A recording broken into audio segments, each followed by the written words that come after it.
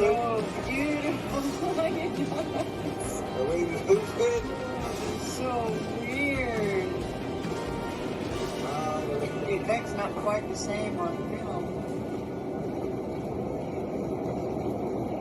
So we're on our way in a snowstorm to go try to find someone that's lost in the woods. You'll say a prayer.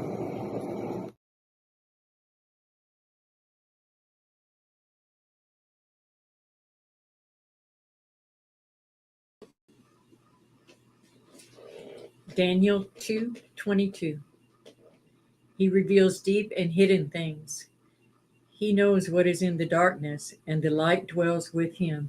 Daniel 2:22, and we'll say our prayer. Father, we always enter your gates with praise. We love you. We thank you for another opportunity, another day, another week. We thank you for this journey, for these people that are here with us. We just thank you for all of it, every single bit of it, Lord. And we trust you, and we trust your hand over all of us, over our trackers, over our property, our homes, our family, our friends. We thank you, Lord, for it all. In Jesus' name, amen. I am Lead Tracker E, and this is Jerry Williams, also known as the Lead Horse Choctaw. And we have 4 Facebook group pages: the Choctaw Missing and Murdered Woman and Son Center and Database. Woman is spelled WOMBMAN. The Oklahoma Bigfoot Predator Watch, Antlers and Surrounding Areas. The Predator Bigfoot and the Spiritual Warriors Path, and the Lead Tracker E Facebook pages. And then we also have the Lead Tracker E YouTube channel. On that, 2 of the series that we have, you flipped to that one, or? Oh, I'm sorry. Okay. Did we get this part? Did we do this already? Go ahead. No, you flipped to it, so I started talking about that. Go ahead. Oh, the book Predatory Bigfoot and the Spiritual Warriors Path. It's on Amazon. You can also get it through here if you want an autographed copy with $25 plus $5 shipping and handling within the states. But you can get it on Amazon for $25 also, but that will be without an autograph. But you can leave a review, and we hope that you do.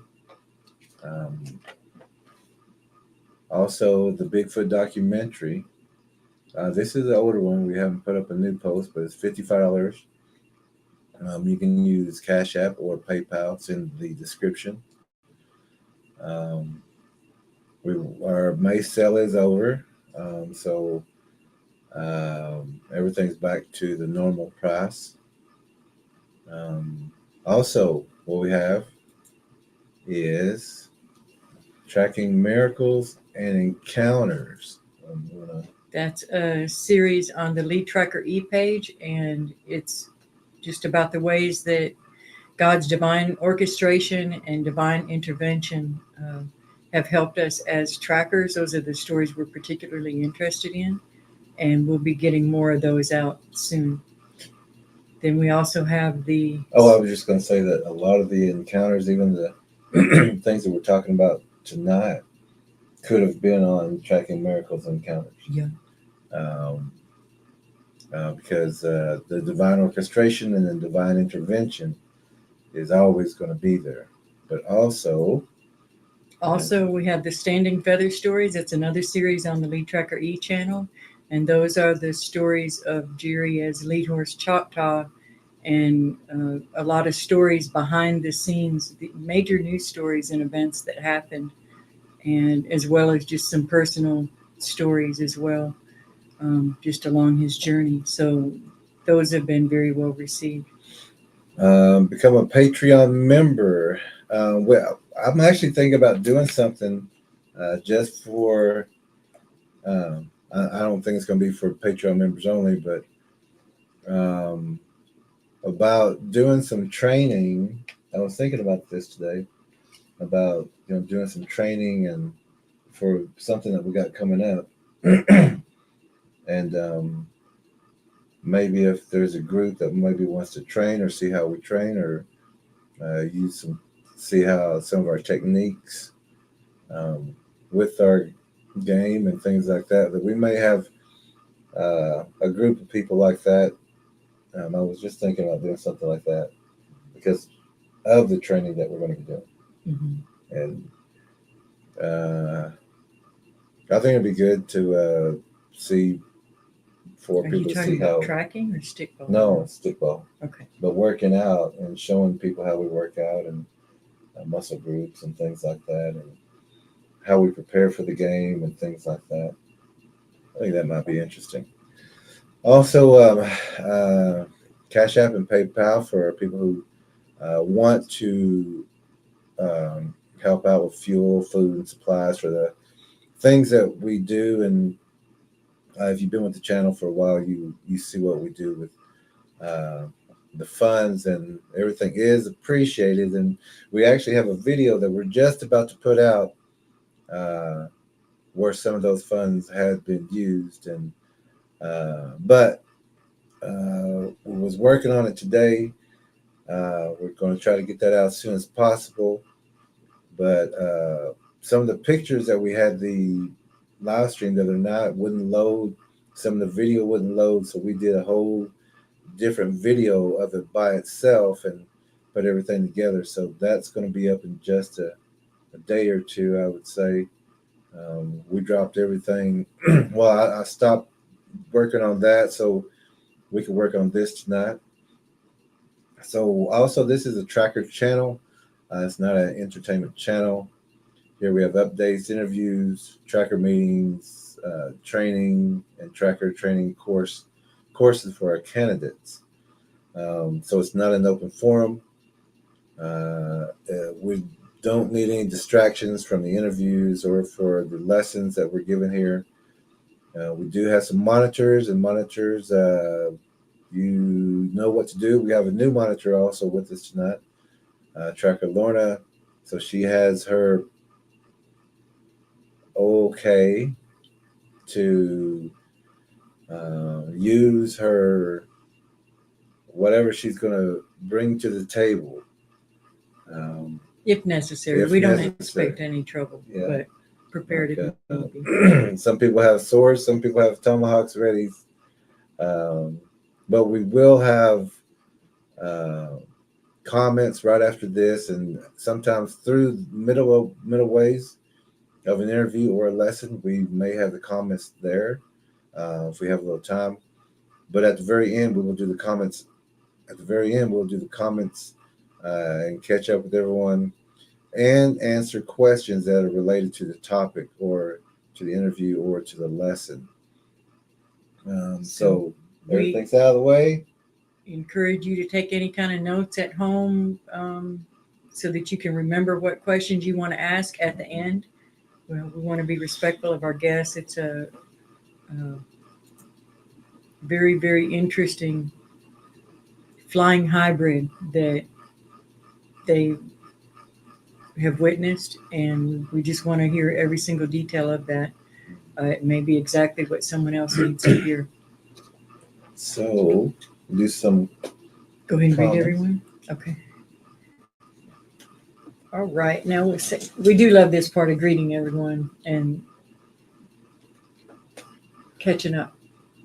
Tracker Lorna's here. Tracker Lorna. All right. Linda is here. Oh, we have to. Now, Tracker Lorna is saying, "Oh my." So I believe, hey, where's that thumbs come up? Is that from me? I don't know. But I believe Tracker Lorna has just realized she has. When she said, "Oh my," so she had the wrench. She has her sword or her whatever she is carrying. She has full authority to do what she has to do. You said Linda. Yeah, there's Linda. War Chief is here. War Chief. All right. Saying hello to everybody, all the warriors, trackers, and friends.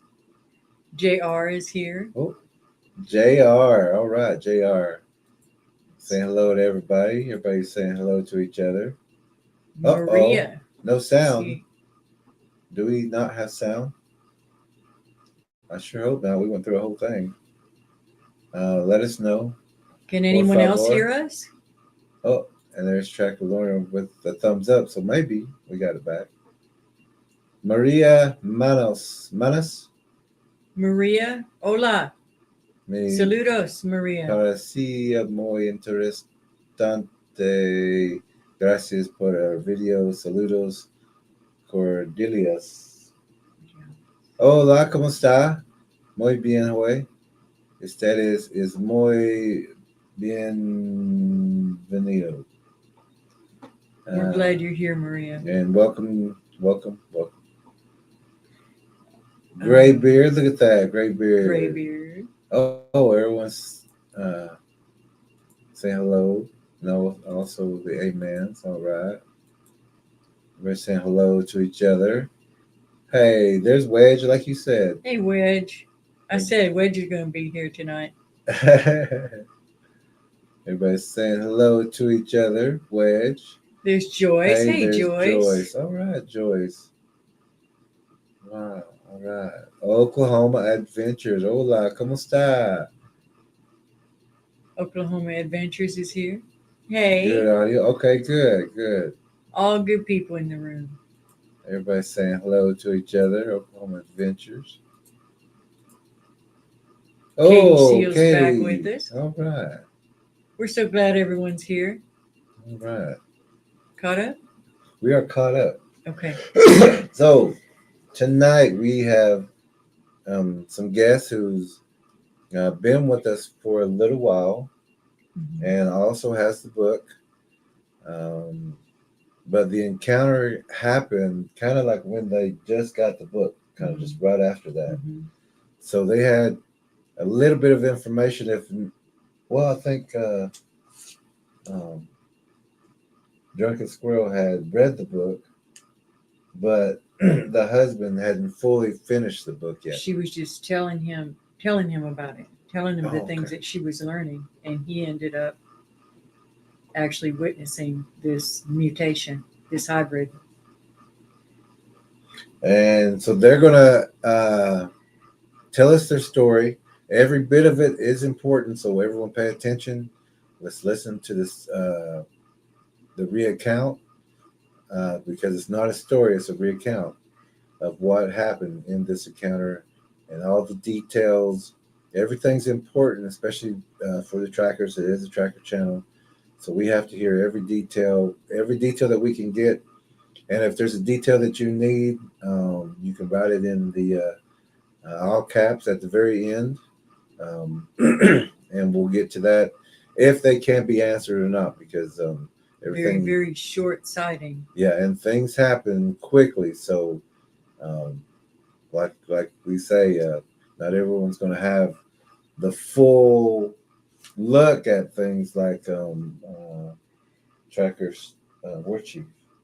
Yeah. That time. It just depends on the circumstances, but he really did have very he good did observation skills. He did amazing. Yeah, and so. But do we want not to bring him in yet? We need to read the description of the turtle. Well, let's do that about. Yeah, let's do that about. After he tells us. Oh, okay. I thought you said before. Okay. But before the next part. Okay. I think that'd be good. Okay. We'll go ahead and bring you in, Steve and Drunken Squirrel. Hello. Can you hear us? We sure can. We hear you just fantastic. Oh, yeah, good audio. Hello. Good evening. Good evening. Yes, and our cat Cece says good evening too. She has to get in on everything. So She's in my lap. Yeah. That's top hat. That's pretty cute. Pretty cute. Yeah. Well, Steve, the floor is yours. You the man. You the man. Okay. Steve, we're going to have you talk first, and then and we'll try very hard not to interrupt. We'll make our own notes, so we're always paying attention, even if we're looking down and writing. you tell anything that comes to your mind that you deem is important, and even some of the stuff you observe, you don't know if it's important, say it anyway. Yeah. And then we'll have, I don't know if it's okay to say that we'll have Drunken Squirrel. That's not really her, but we'll have your It's wife. Vicky. I'm Vicky. If people want to know, I'm Vicky, aka the Drunken Squirrel. That's a funny name. She's drinking, has nothing to do with her. No.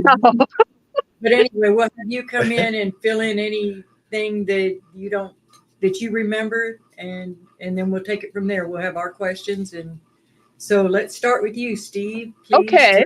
Okay. All right. Hello, everyone. I'm Steve.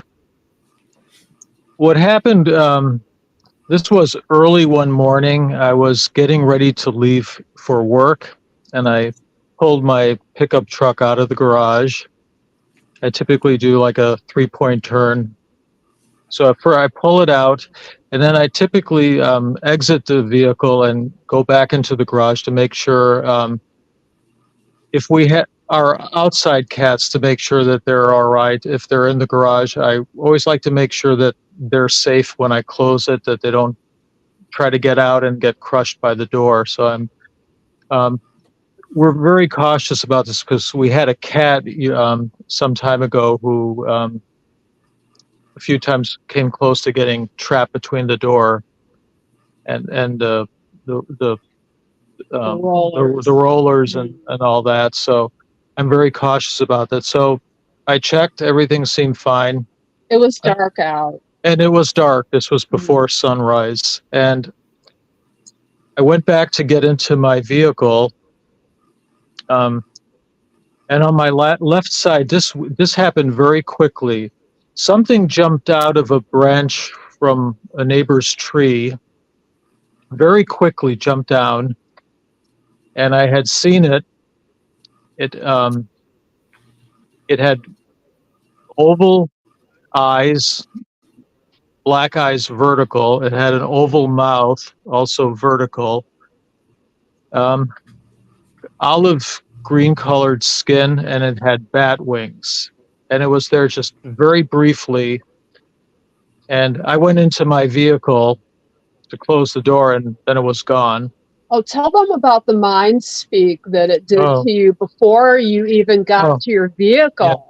Before I even got into the vehicle, this thought came in my head. It said, I didn't hear an actual voice like we're talking now. It was almost like a thought. It was telepathic, I guess. How would you like to see something that'll scare you, or something that's monstrous? Kind of like a thought like that. How would you like to see something that can scare you? And really, before there was even much time to really ponder that, it jumped out of the tree, and I looked at it, and it looked at me. I didn't get a good look at its waist down because this happened so quickly. But the thing that really struck me about this is the black eyes and black mouth, and they were like ellipses. It had bat wings, large, and the kind of olive colored skin, olive drab. And it looked just really it perfectly blended in with the leaves and like just the surroundings, and it's like it just jumped from the top of the trees. Yeah. And I was talking to Vicky earlier today about this. This happened just in a matter of seconds. It reminds me of kind of like a Roadrunner commercial or a Roadrunner cartoon, where all of a sudden it's like a blur, and then the Roadrunner stops and does it like beep beep, and then goes off. Yeah. It's like real quick.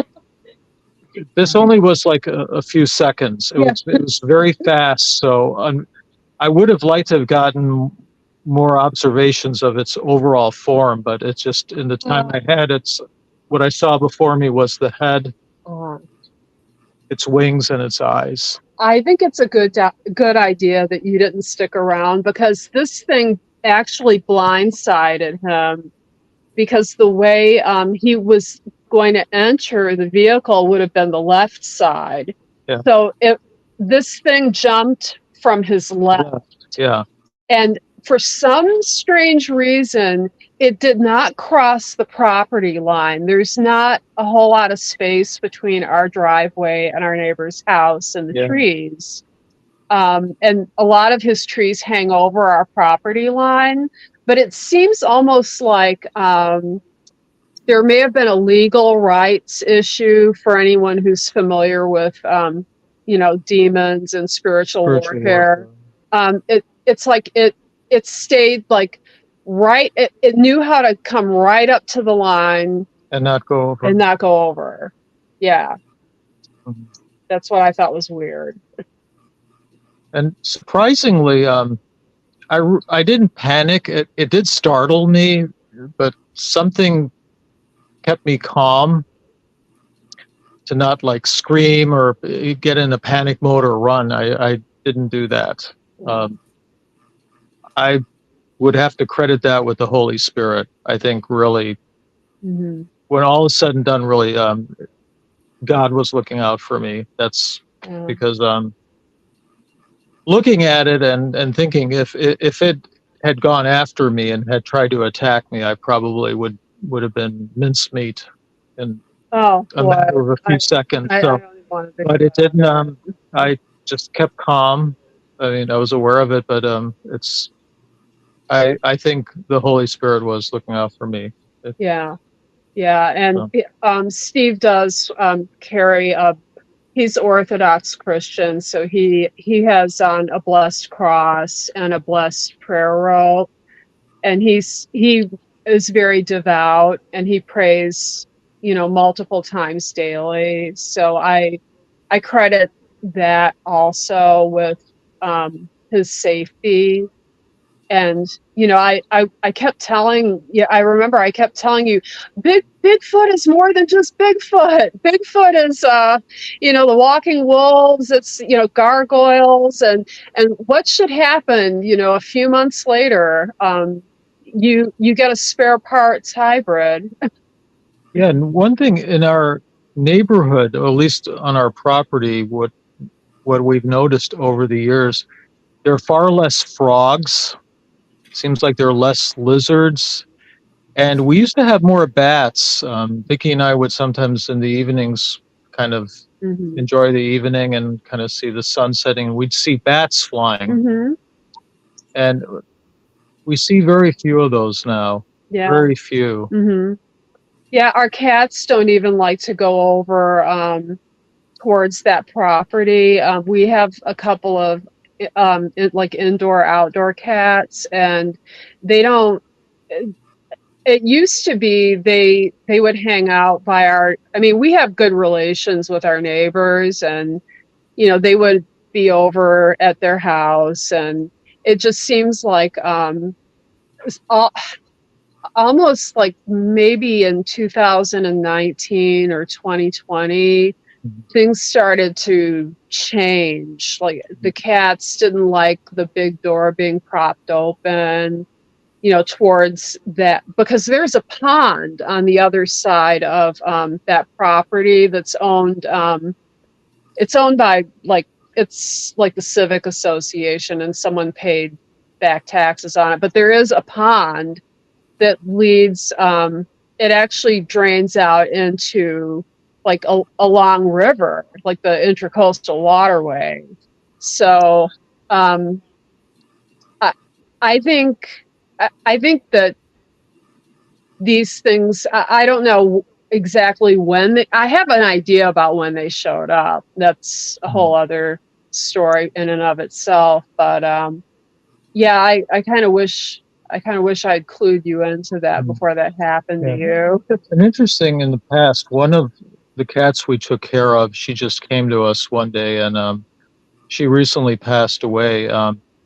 She was especially, she had trepidation when the garage door was open. Now, if it was daytime and I was working outside, that's one thing, but like towards evening, even if the door was propped, she would be very kind of Yeah. She didn't care for that, and I'm thinking she probably knew something was awry. And she was And a she probably feisty could, cat, yeah, too. she was feisty, but she must have noticed Yeah. something that we were not aware of at the time. She actually faced down a fox, if that tells you anything about what this cat was like. A fox was trying to, go after her, and she was not having anything about it. And the fox just backed down and ran off, and she just kept sitting there. So that got her attention, though, that like she didn't, it turned out she didn't like that Yeah. door opened at all. Yeah. And it was a almost a very sudden thing, but subtle, like very, like little subtle things happening. And it took a while to make a picture out of it. Right. Right. Trust your animals. If you have dogs or cats, And kids. if they, and your children too. Like, yes. Especially like dogs and cats. Mm-hmm. If they sense something's wrong and they act peculiar, chances are there's something wrong, and they know. And don't forget to look up. Because this one, I don't know if it was a juvenile and had a sense of humor. I didn't see it. Steve said it was what was it, like 5 feet tall, 6 feet tall? I don't know how. Maybe like, I'd say probably 6. It sounds like something that a teenager would do to someone. Like, hey, you want to see something creepy? Look, woo! That's kind of what it reminds me of. But the fact that it came from your left really disturbed me, because when I was reading the book, I was reading about the death side, the blind side, and that really, ever since then, I've been very, very careful, very careful. I was always careful, but I'm especially careful now. Yeah. The part you're talking about is page 76 of the book. Mm-hmm. It's titled "The West Side Killers." Yes. Mm-hmm. I'll read just a little part of it. The left side is also called the West Side, or Death Side, or Blind Side. This is where the term blind-sided comes from. Mm-hmm. The West Side Killers get their name from their angle of attack. And how to, it's because your peripheral vision is not as good on the left side. Mm-hmm. To use something, and also in that pond is turtles, right? Yes, there are tortoises and turtles. Okay. There used to be a lot more wildlife around here, and I even noticed in those trees. I had sent you some pictures. There were hawks and barred owls, red-tailed hawks and barred owls that would nest in those trees, and they've moved. And we've been living in this house for, gosh, going almost 30 since 1996. Since 96, and this is, I know it's getting built up, but not really to that extent around here. That I would think there would be more wildlife coming here for a refuge, because we don't have a lot of that building. We're an older established neighborhood that still has like a lot of the old trees and old growth, and there's some empty lots, and it seems like something just came in and it cleaned house, essentially. There were all kinds of, we have fewer frogs, fewer like geckos and anoles. I haven't seen as many snakes. So it's a lot, and the bats, definitely. I only saw one bat. I went out and looked up, and I used to see them almost every night. They would take their night flight. Like I would say, oh, they're getting up to go get their breakfast as we're heading in to go to bed. And I only saw one lone bat. And that was just very strange. It was very strange. We want to read to you about a turtle frog. Now this frog is in Australia, and we know that that's not where you're at, but we just want to, we want you to listen to the characteristics of this frog. A very peculiar frog with a body shape superficially resembling a small turtle with its shell removed. The head is very small with reduced eyes and quite distinct from the body, unlike most other frogs. The limbs are short but muscular, especially the arms. Like its relatives, the sandhill frogs, this species burrows forwards through the sand, unlike most of the arid adapted burrowing frogs that use their hind feet and descend backwards into the soil.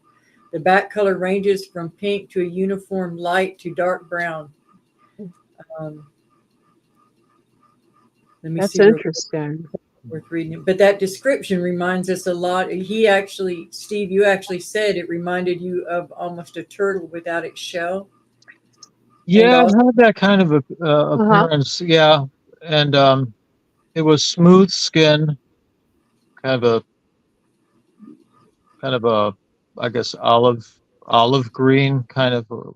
It's not a bright green. It was a more of a like a olive green. Yeah. It looked like it resembled a turtle without a shell. Yeah. It did have that. The arms seem kind of like sinewy. It's not like bodybuilder bulging big, but muscular, but more like sinewy, like very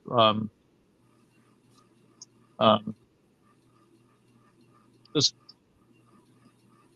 I wouldn't say it was short arms, but it was a bit longer. But yeah, kind of like most of them have longer arms, right? Yeah, a lot of the characteristics you described would just now. Yeah. What I saw had that. Yeah, like the Teenage Mutant Ninja Turtles, but without the shell. And its face was flat. It was a flat face. Yeah. Can you see the screen? Oh yes, there's our unsub right now. Yeah. Yeah. That's him, him or her. Yeah. Yeah, that's pretty close, I would say. Yeah. What would you change, Steve? I would have the skin maybe a little more greenish. This has kind of a brownish, maybe like a little more green to it. Okay. And the arms would have been somewhat longer.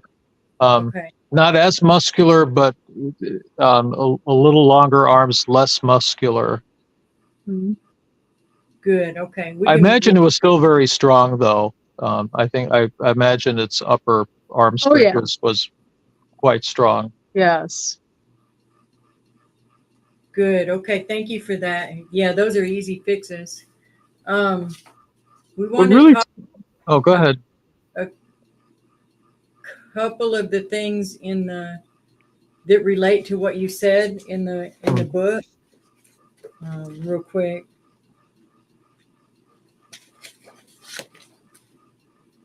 This is just a paragraph from the appearance section of the book, starting on page 153.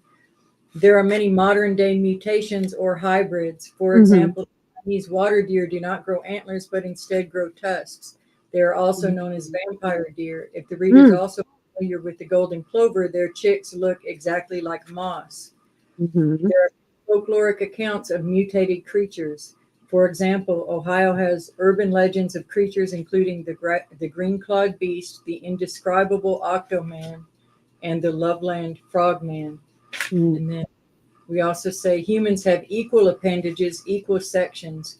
The predators are disproportionate. These creatures crave to drink blood and eat flesh as a spider does, which anyone who's read the book knows that the original predator, which allows the binding of all these different DNAs, is that spider predator.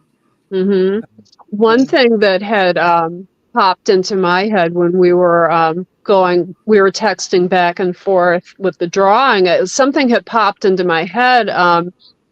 Steve didn't see any teeth, and I had this horrible thought that just popped in my head. What if it catches its prey with its tongue? And then I thought, it's like it's dreadfully hilarious, but why not?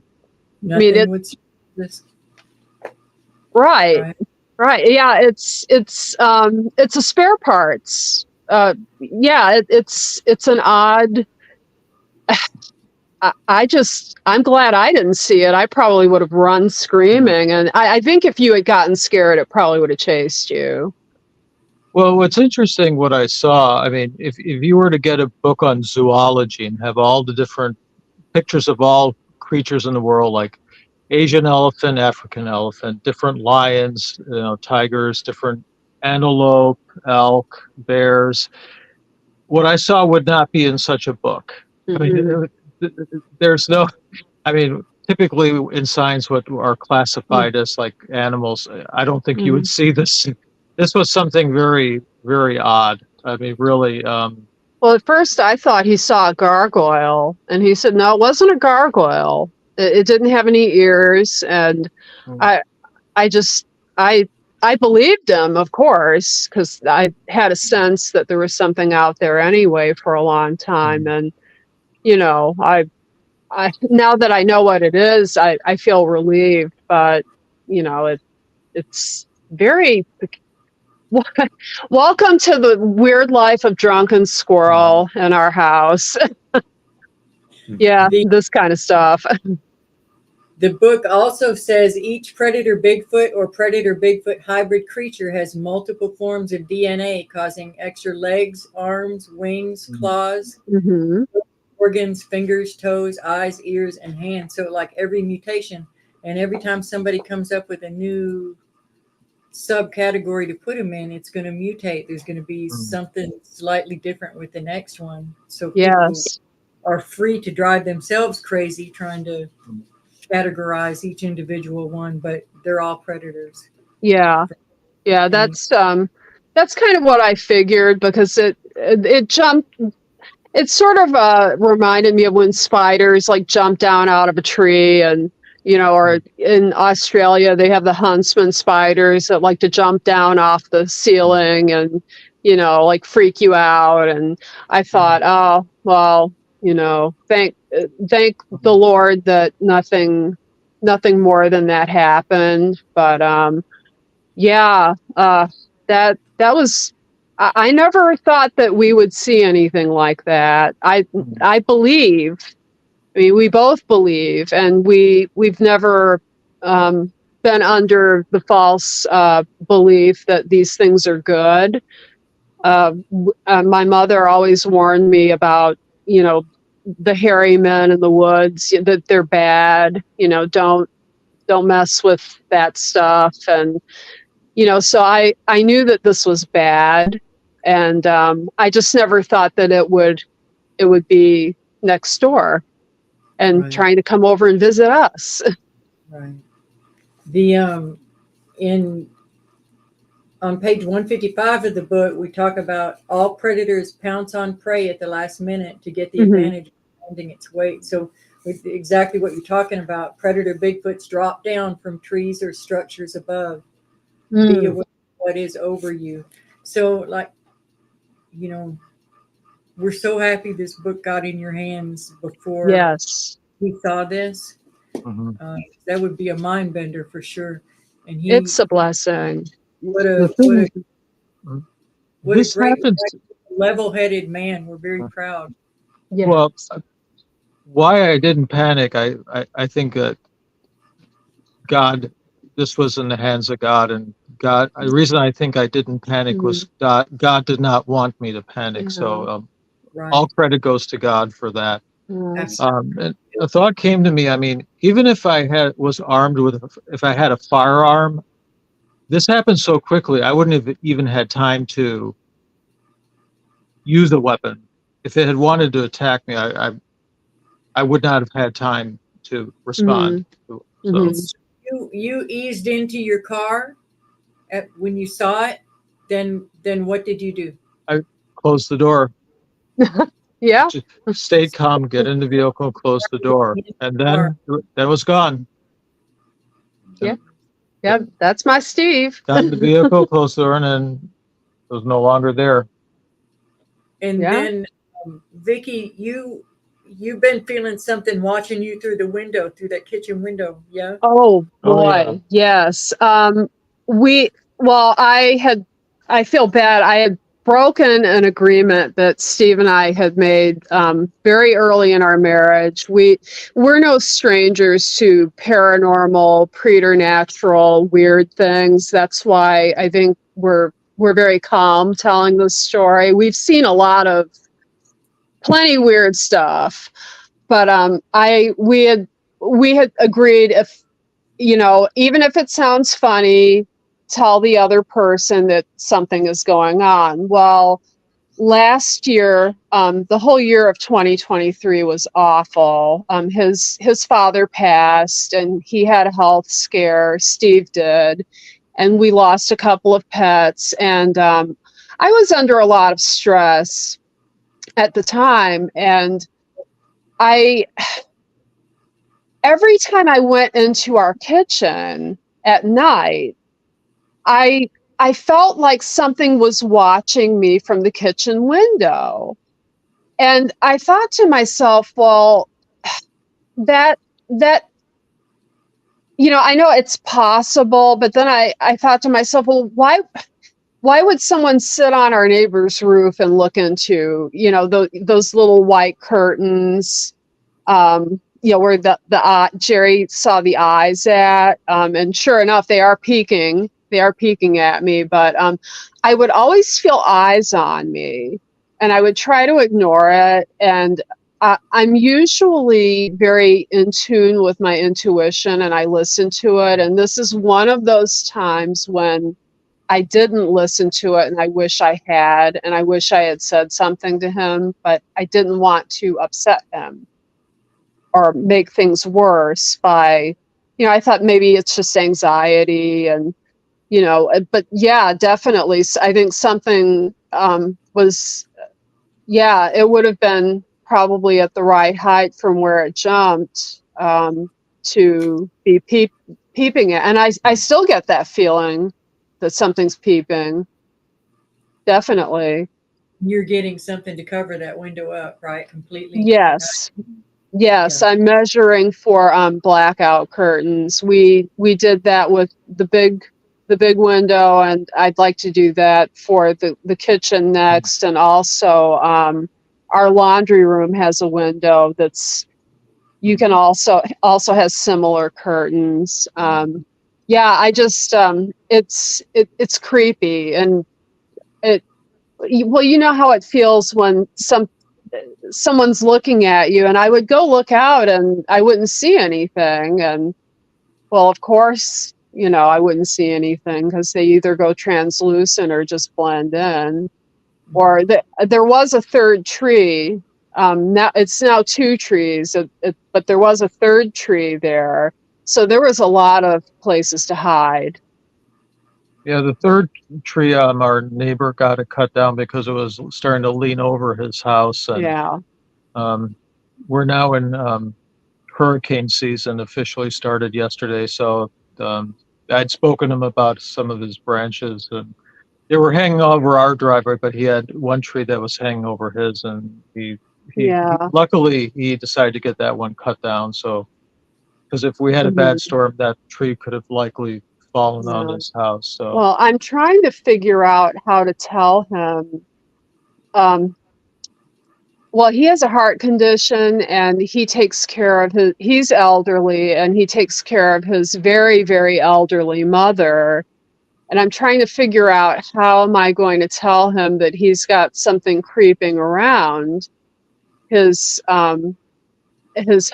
But I don't think we're the only ones who've seen something, because some people I notice have really cleared out their land, and they've put up really good strong lights, and they leave them on all day and all night. So usually, when you see something like this, you think you're the only one. But Right. in a neighborhood like ours, other people are going to see it too. I guarantee if it messed with you, it messed with someone else. Absolutely. For sure. And is it okay to say what state you guys are in? We're in Florida. Florida. Mm-hmm. Tell us about the other neighbors, the neighbors that have the party place. Oh, This would be 3 houses down. yeah, it's 3 houses down.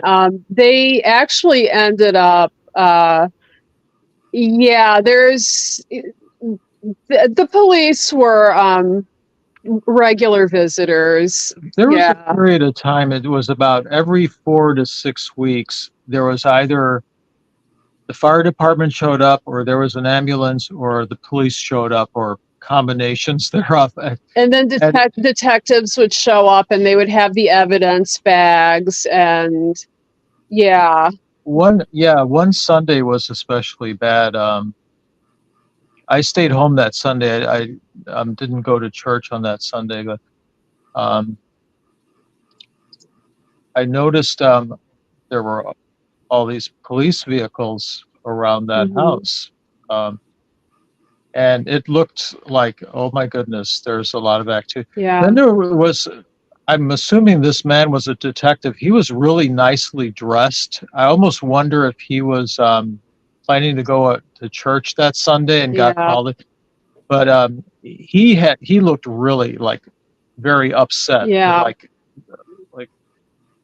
And yeah, then they had these evidence bags they were carrying out. I'm thinking, oh my goodness, what happened at that house this time? It's exactly. Like, oh boy. Yes. It's like it was the teenage kids, and they graduated, and I think some of them rented a house on the corner. That this house is, something is wrong with this house. There was one man that had owned it the whole time.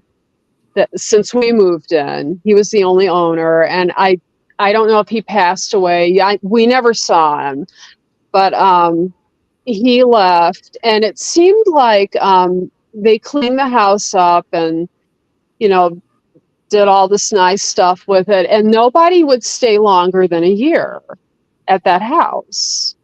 It seemed like every year there would be a for sale sign up, and I said to Steve, that's the mark of a house that has some problems.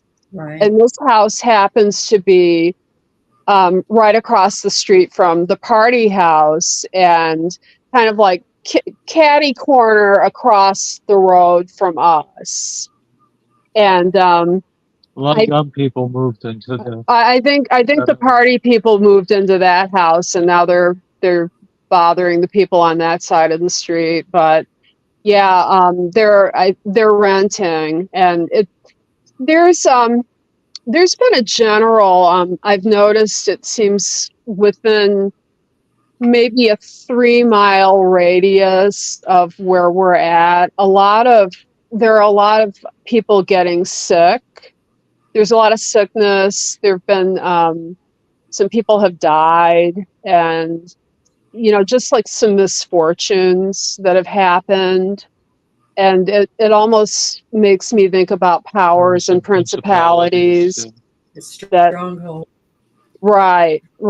And when we pray, I try to push that out, to say, hey, we know you're here.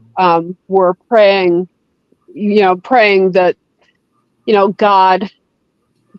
God does something about it. But it's been very bad that our neighbors on the other side, they've had some really, it seems like everyone in the house has had some health misfortune, and we've had our own trials and tribulations as well. And this is just sort of like the icing on the cake. It's I'm thinking, oh, well, yes, of course, something will jump down from the trees and, scare you. And yeah, sure. I mean, we were chuckling earlier because we were saying, you sound like our trackers.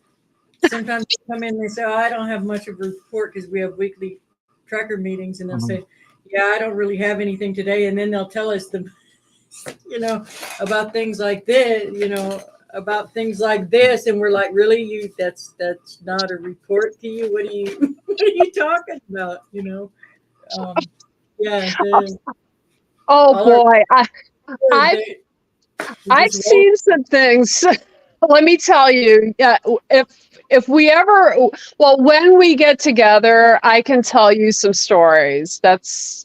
And they're not drunk stories. They're sober stories. I'm drunken squirrel actually is connected with the trees that thing jumped down out of. We used to have a lot of squirrels that hung around in those trees. I think it was Graybeard wanted to know about how I got my name. I had just gotten out of the hospital and I was a little dazed, and I was watching in one room Dances with Wolves, and I was in the kitchen looking out the window at the squirrels eating these are persimmon trees, and they drop their fruit in the fall, and the squirrels like to wait until they're fermented and eat them, and they get really blitzed. So there's the part where Stands with Fist explains how she got her name Stands with Fist, and then I looked at Steve and I said, Steve, my new Native American name is Drunken Squirrel. So that's how I got my name. That's my Native American name, Drunken Squirrel.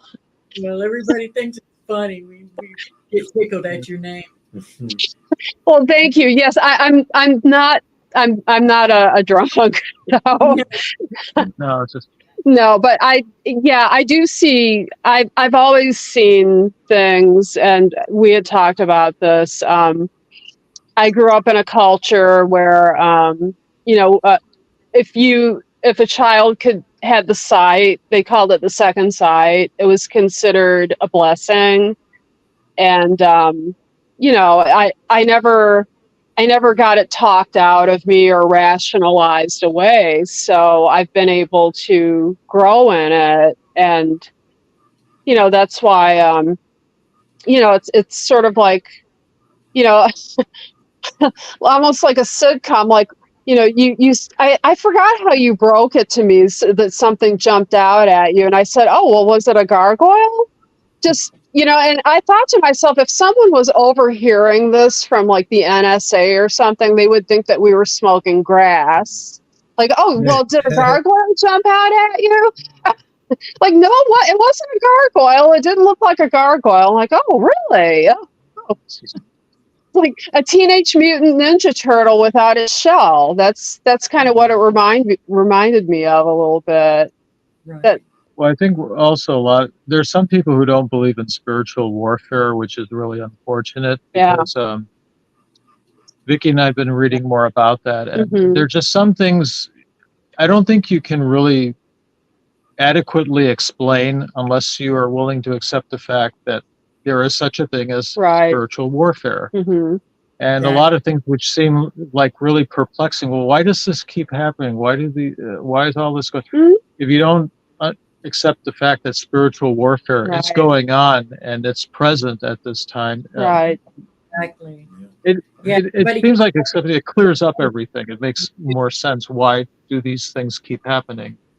There's a war. And we've also noticed that since 2020, it's just been an uptick in everything.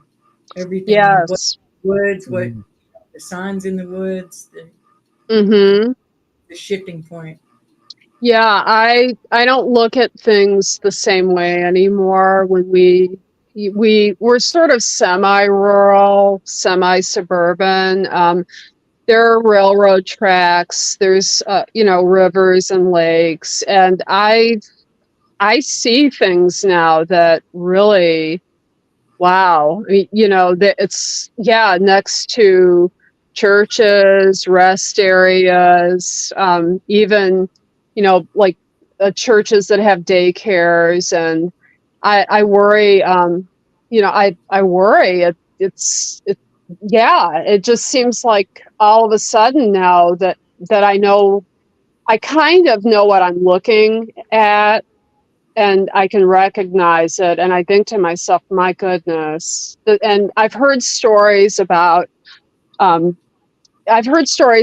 there being, you know, predator Bigfoots and the hybrids, even in urban areas. Yes. I know you had described the dumpster incident with the two, Yeah. the one that threw the dumpster, and I thought, oh boy, I would hate to be somebody just bringing my trash out to the dumpster and, you know, hello, Yeah. what are you doing in there?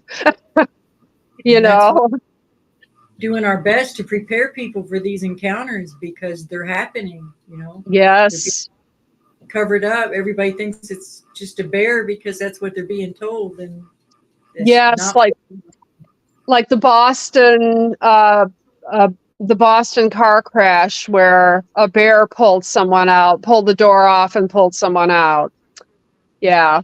I remember you had posted that. Yes. Yeah, it's interesting. I didn't know bears in Boston were that bold. You know? And also just demonic beings, entities coming and going, and Oh, it's just all of- absolutely.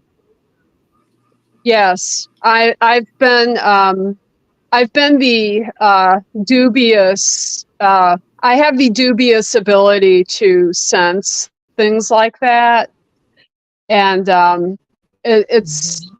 that's why I think, you know, I'm not pleased that we've got PBFs around our house, but once you've actually seen something demonic, everything else sort of pales by comparison. Not that it isn't important and not that it isn't very scary, and, you know, not that I would blow it off at all. Other people, you know, I'm trying to figure out how to tell other people without being, you know, labeled the crazy cat lady who sees Bigfoots everywhere.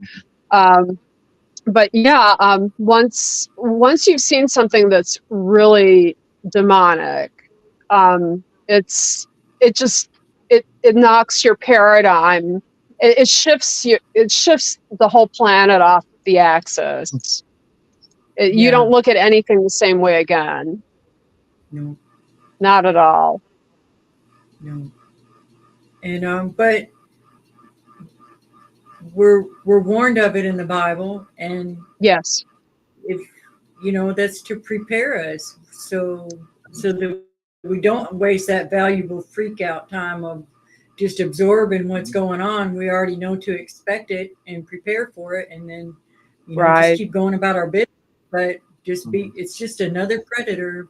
Yes. Infect predators in this infected, beautiful, glorious, wonderful world that God infected. Expect the predators from every direction. You know. Oh yeah, it's they, I believe, will play a role in the end times. That's why there's it's almost like you can feel the building up of forces on the other side, like almost like they're lining up and, you know, like getting ready.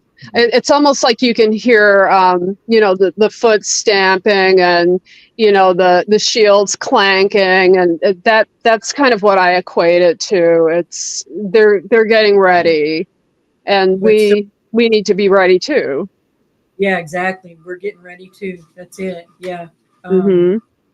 Now, look, you don't have to wait for another day to share your other stories. The floor is yours if you've got some you want to share.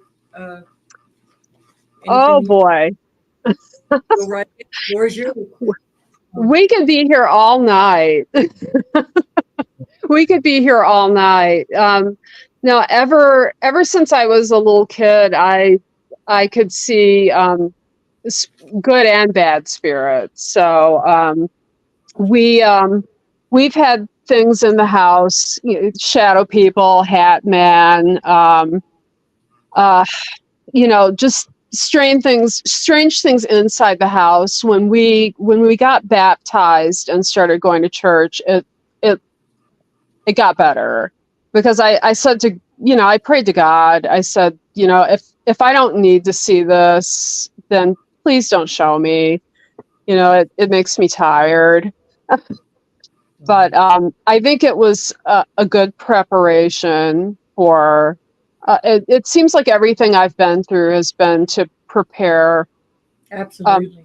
both of us for. And I feel so bad for Steve. He had such a normal childhood, and went to school with his normal parents, and then he marries me, and he marries into crazy. He's built for it. He's for a reason. Well, I don't view that necessarily as being bad, because it actually opened me up to realize that there are other things that I really Yeah. hadn't realized. And Yeah. I think it's part of spiritual development and spiritual growth. You have to go through struggles and hardships. Absolutely. Yeah. The belief system that I have is like in Christianity, in order to spiritually grow, you have to go through struggles. Mm-hmm. It's essentially you have to be trained. Mm-hmm. It's different for every person what they have to Yeah. face and what they have to go through in order to be strengthened. You don't build muscle without resistance. Yeah. And Yeah. everyone has their cross to bear. One person's not the same as another, Mhm. whatever that may Mhm. be. I think some people might say, well, Steve, that's awful. You have to go through all this stuff. But at the same time, I would say, well, it's difficult, but it's spiritual growth Yeah. is important for one's salvation. You have to you have to grow spiritually. That's important. And it's like if one wants to, if you want to run a marathon, you're going to have to train for it, and you have to start with smaller events, and just kind of like build up your strength, your endurance, and that takes time. It takes a lot of hard work, but that's how you get there. Yeah. Yeah. We do a lot of reading. Steve is more the logical one between the two of you. You're the engineer, and I was the kind of the flaky hippie chick when we first got married. I think she's logical. But Well, I think she's very logical. developed my logic, and he developed his hippie persona. Now he can see things now too. So we've had a good imprint on one another, and I think I think that we're on the spiritual path together. I think that's why God put us. I mean, we've been friends since we were in high school. Actually, we married in the 90s, but we knew each other back in the early 80s. Yeah. So we've known each other a long time. You complement each other very well. Oh, well, thank you. Thank you very much. Both of you do as well. Yes. Thank you. Our fearless leaders. Well, I'm glad you think that this is interesting. I tip my hat to both of you, although I'm not wearing a hat. But yeah. Thank you for what you do. Our little kitten is wearing a hat. He tips his hat for us. So cute. Hey, that reminds me, lost, and I don't want to bring up a sad thing, but the pets that you lost recently, were those all natural circumstances, or? Yeah. Okay. They actually both, they passed. We lost the two cats and his father within 3.5 months. The cats both passed the same way. They threw blood clots in their legs, and they kind of, we woke up and they couldn't move. So yeah, they didn't get caught by anything, luckily. And they can always come inside into the garage. I've been meaning to build a cat. They call them catios, but yeah, I've had my own health health problems lately too, but we have pet flaps that they can get in, and you know, we recently got a new one, and he doesn't like going over by that area either. He learned that from the older girl. Feisty female cat, yeah. Yeah, that one that Before she passed. Yeah. he learned that from her. Mm-hmm. Yeah, he doesn't like. He gets very nervous, you know, about that area over there. So, I'm glad that they stay close to home. Now, you said, Vicky, that your mom warned you about the Bigfoots and to stay away from them. Why did that even come up? Had she had any experience, or? Yes, my mom. Well, both of my parents. They were depression babies. I was a change of life baby for them. They both grew up in the South.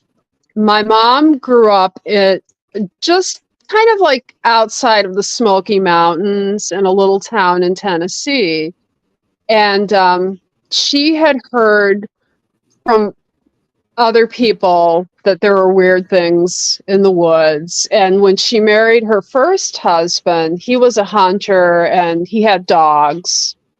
And she said when they moved closer towards the mountains, they would hear something scream occasionally, and it would sound like a woman screaming her head off, and the dogs would either go crazy or some would just cower, the hunting dogs.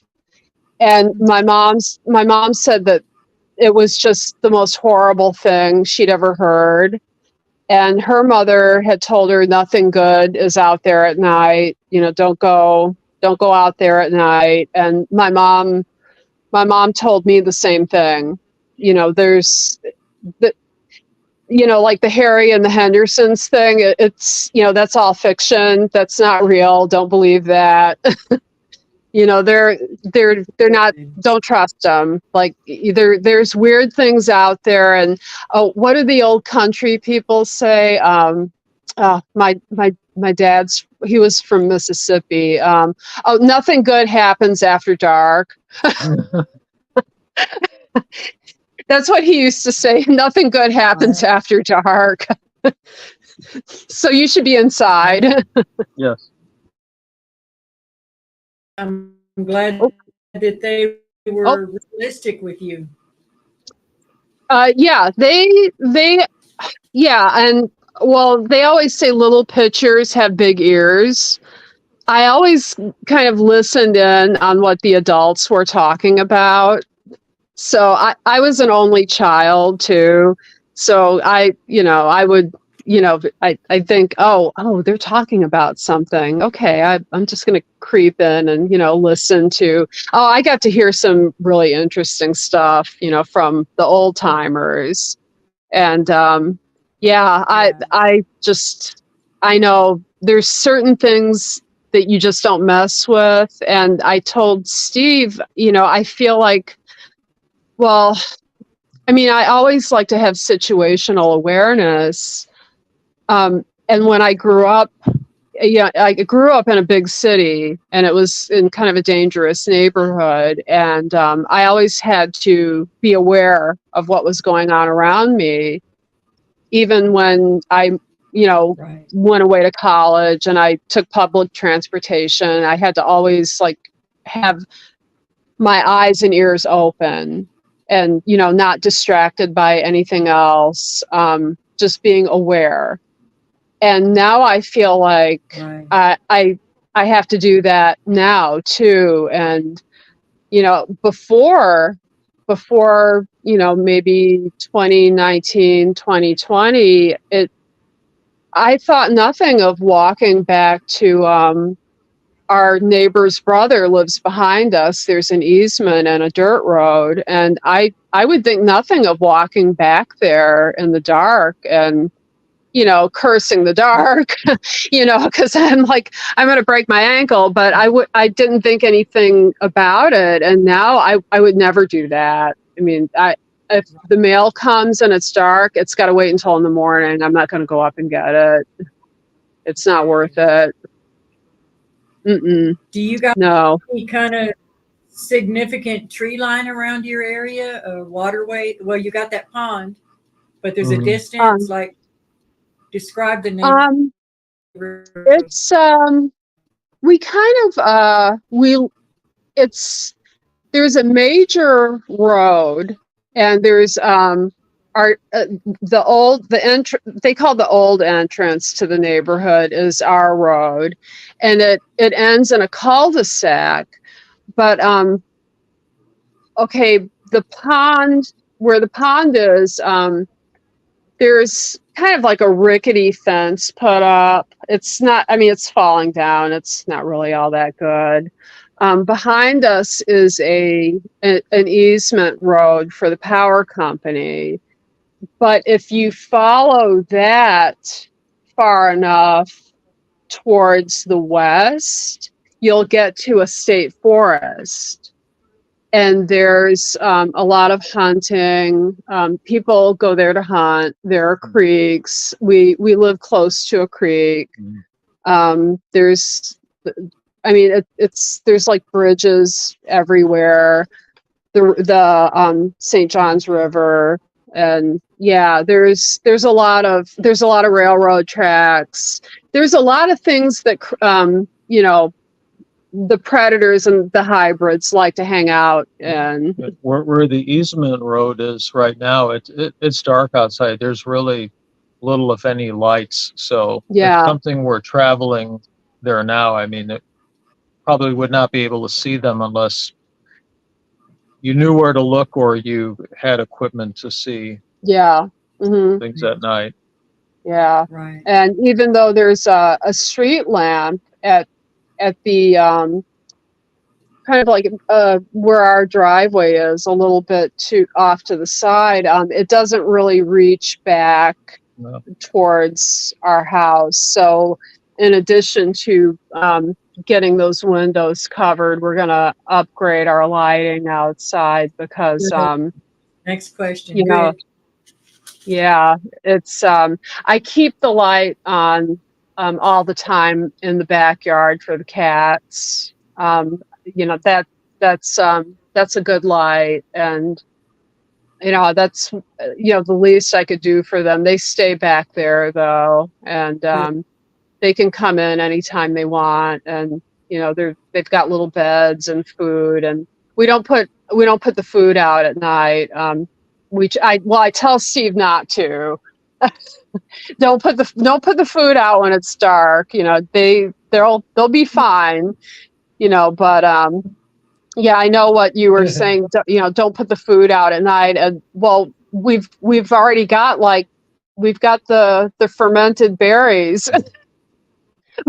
In the fall, those persimmons, at one point I had a camera set up. This was many years ago, and I could see, I didn't see anything strange. I would just see possums and raccoons going and scooping up all these berries and, running off with a lot of fermented berries. I've seen the videos of the monkeys that get the fermented berries that are falling all over the place. Oh yes, yeah. They'll steal they will steal your alcohol from you too. And if you go on the cruises or you go to the islands, there are some places where if you get up and go take a swim, you come back, your drink is gone. We know that the predator Bigfoots also, they've been known to literally walk into a camp, open up a cooler, and take the booze. Yes, that I believe. Yeah. Yeah, we've heard of, for real, actually real bears doing that in the Pacific Northwest, and they have brand preferences. Rainier beer. The Schlitz they'll toss aside. The rain. Oh, it's bush beer. It was They bush. wanted one bear wanted Rainier beer. Yeah, and the police came, and this bear was passed out, drunk, and there were all these. It was like what 2 cases of Rainier beer. Yeah, so yeah, I mean that's why I always kind of thought, even if before I know what I know now, even if they were purely physical beings, they're enough like us to make me leery of them. Prone to getting into trouble. They like to steal things. They peep in your windows, and it's sort of like, well, where I come from, that's a thug. Like, I'm going to hit you or chase you or try to grab your sister, or that's not a good thing. And it's like, oh well, great. Now I find out yikes, they have supernatural powers. Oh boy. Oh well, what are we gonna do? Vicki, you've talked about having a second sight and being able to see spirits and stuff. And we have two. Your mom, your grandma, did that run in your family? I know that they told you it's okay, or they didn't mock you for it or discourage you, but did they also have the same kind of experiences? Yes, it runs. Now I'm not that familiar with my father's people. My parents died when I was very young, but I was raised by close friends that were like family. But I do know that my mother's mother had some abilities, and I believe that my mom did too. So it was just one of those things that it was just accepted that, some people can sing well, some people are athletic, and some people can see things that other people can't see. It's right. It was just accepted. And when you've always done it, you don't even know that it's not normal until later on. Yes. Because it's just I had to be careful when I started school to not talk. Yeah, I learned not to talk about certain things with, kids at school that, they'd all say, oh, there's no such thing as this and no such thing as that. And I'd say, well, yeah, there is. I've seen it myself. Oh, no, you're lying. You're crazy. And, I learned to just kind of keep that to myself as I got older. But, yeah, I've seen a lot of weird things, and I've seen and heard a lot of weird things. So, and I know the difference between hallucinations and really seeing something that is not of this dimensional world. It has a different feel about it. Absolutely. What would you say is comes to your mind as the most significant event?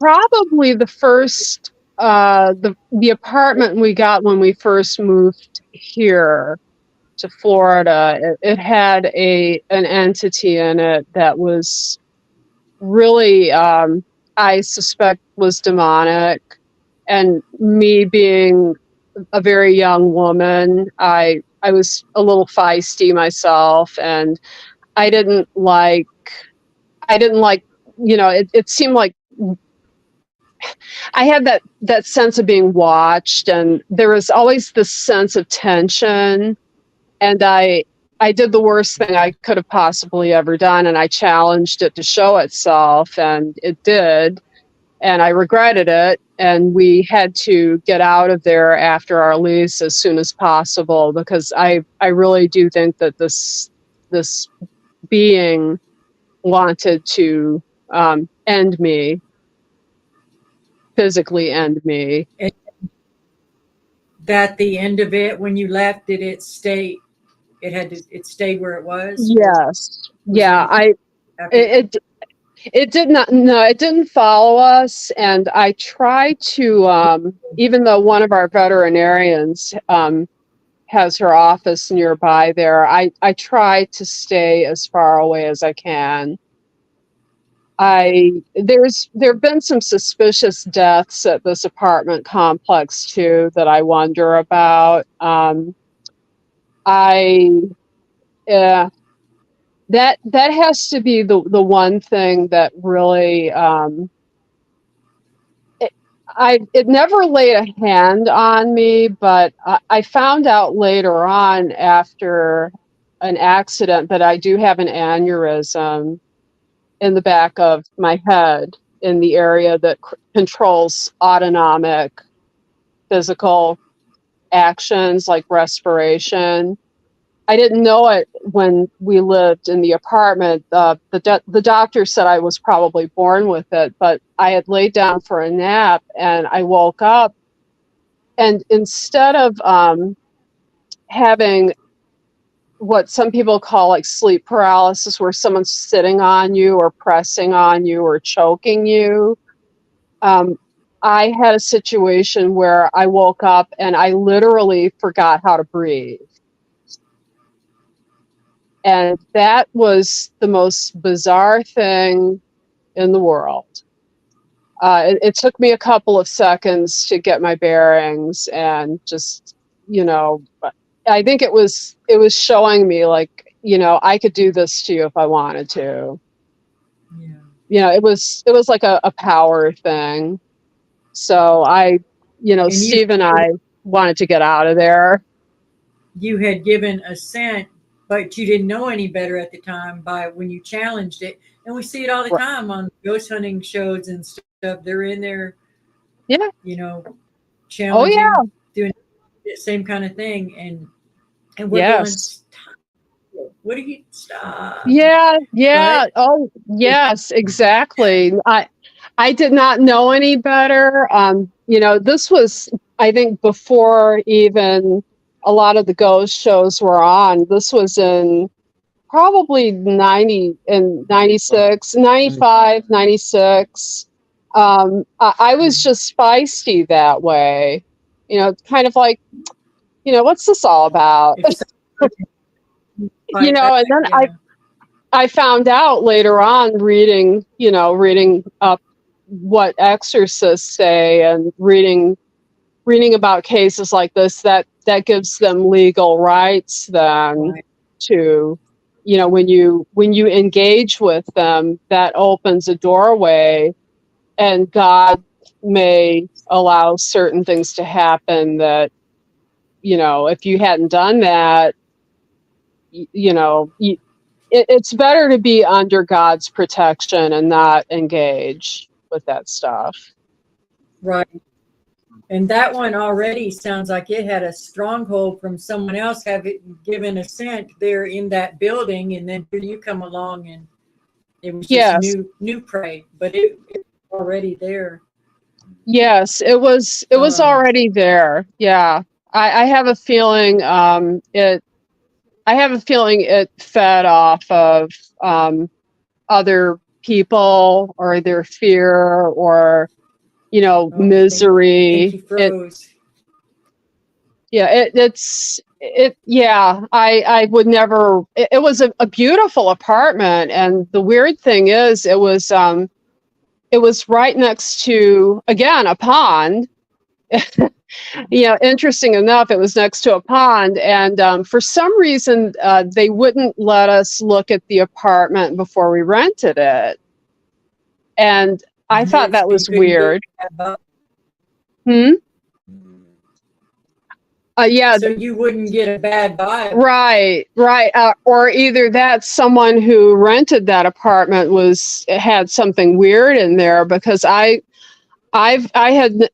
this is the first house I've ever lived in or owned, and I've always had been home when, you know, the landlord will say, you know, if your lease is up, I'm going to show the apartment. And I just thought, well, is this like just a regional thing? You're not allowed to see the apartment if someone's already there. I didn't understand it. And now I know that was a big red flag. So yeah, don't buy a pig in a poke. That's what my dad would probably say. You bought a pig in a poke. You can take a good deal, but never take a great deal. Precisely. Yeah. If it's too good to be true, it In is. the book,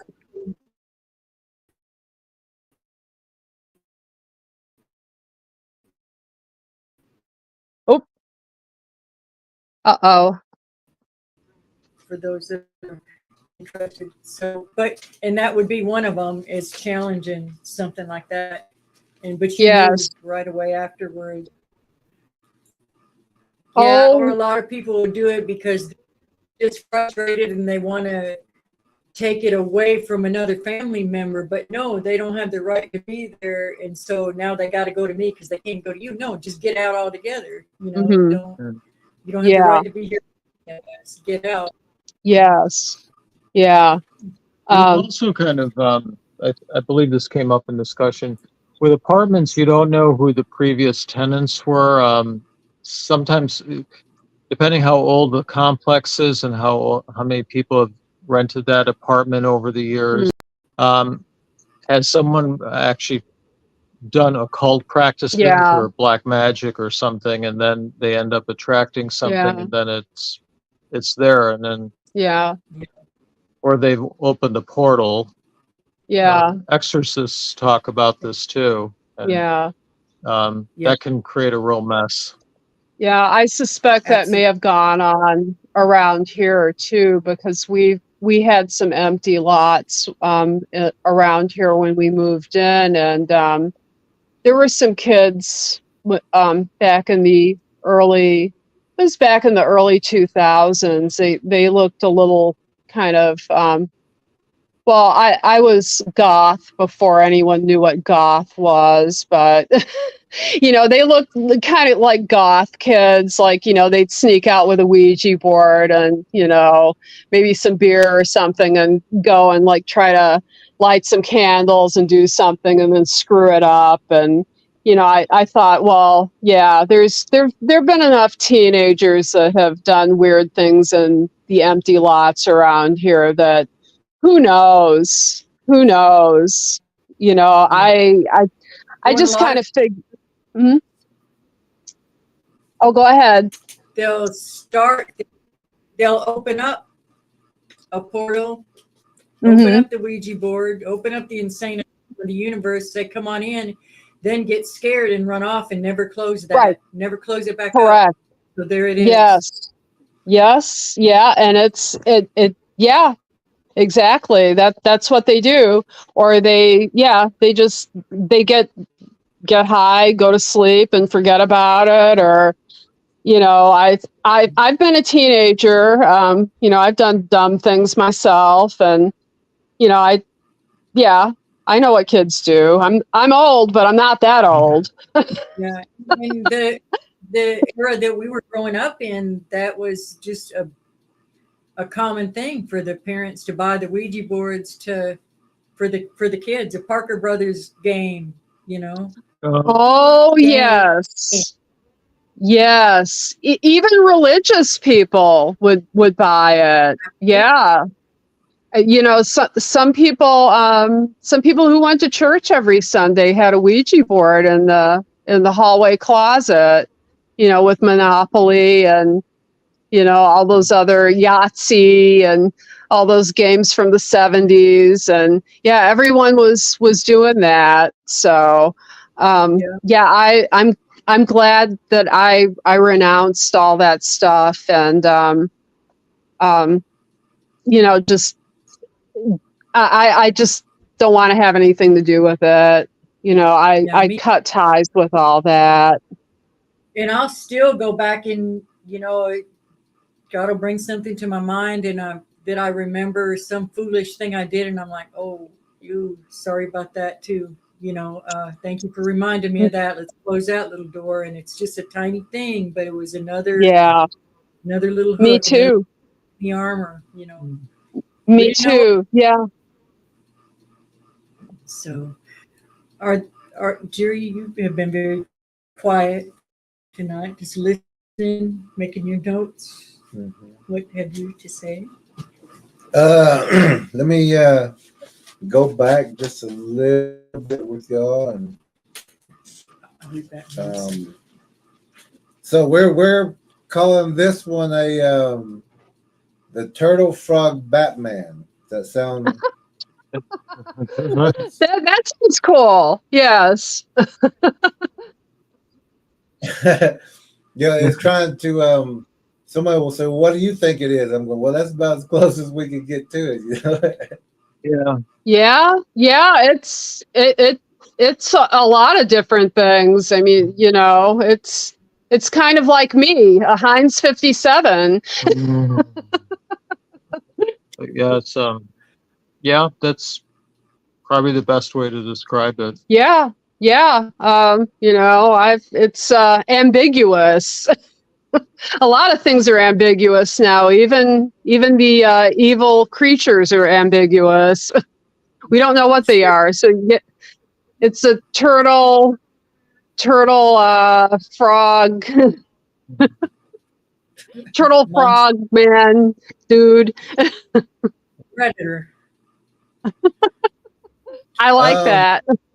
Also, this Turtle Frog Batman had been watching for a while, and also in that area. So all your food is, but it's not alone. And, I know. and it was watching your habits and your schedules, well, your routine. Mm-hmm. It knows when you're gonna come out in the morning. So if you can change that up periodically, Mm-hmm. that helps also. Also, Yeah. the cats, the pets, and the food. Sometimes these things can bite animals. They'll cause the clogging. Some spiders do it. Some snakes do it. But also, whenever they do that, that people generally bury the animals or discard. But that's still food. And when people bury their animals, that these things go and wait a couple of days, and then go dig it up and Yeah. eat. And they'll also hold pets underneath that garage door or behind the car. Hold one of the animals behind that, trying to get it to be killed that way without, being a cause of it. Yeah. So we got to watch those closing doors like you do already, but Yeah. sometimes these things are doing it. It's not just an accident. Maybe Yes.